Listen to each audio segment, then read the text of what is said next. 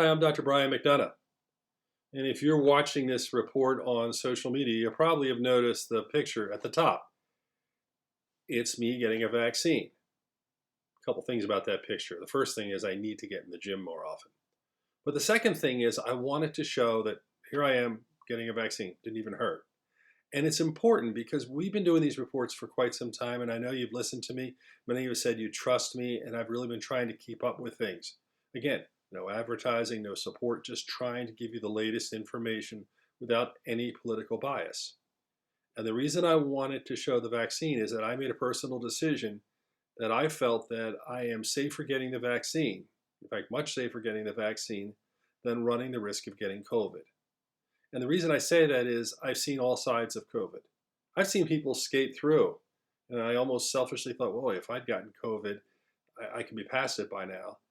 But then I've seen people with COVID who've gotten very, very sick, some who have long-term effects that aren't going away. And sadly, I've seen people die. And now we have 330,000 people and growing who are dying. So I looked at the vaccine and said, if I have a vaccine, that is far better than getting COVID. So I want to explain two things.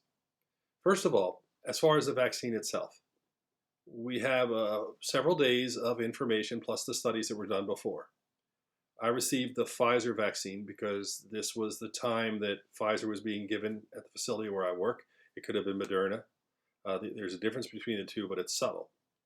The thing that was important about this is that I knew the side effects already from the studies and from groups of people. You might get a very sore arm, you might not. You might get a fever and chills, you might not. You might get a headache, you might not. Now, I'm about 6 hours out, I feel fine. That doesn't mean I won't feel sick tonight at 9 o'clock or 10 o'clock or 11. But what I know is the vast majority of people aren't even missing work the next day. So when I look at that, with the knowledge there will be a second dose in 3 weeks, I say I'd rather take my chances on that than getting COVID. The second thing is, I also believe, in a way, I've been asked a ton of times, would I take this? Would I give it to my family? And the answer is yes, I would. Because I believe that limited impact can provide a lot of protection.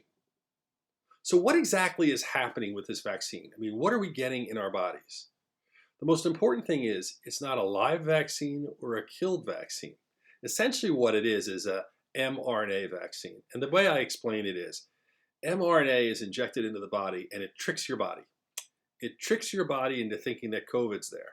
And your body builds an immune response. It attacks what it thinks is COVID. But because it's really not attacking COVID, you don't start getting all these other secondary effects that people with real COVID get. And they are the things, the inflammation and the cytokine storm and all those problems are what are leading to the long-term impacts, the clots, the lung damage. And unfortunately for those who die, the endless lung damage, clots, and horror that occurs inside the body. So we're kind of tricking COVID. That's step one.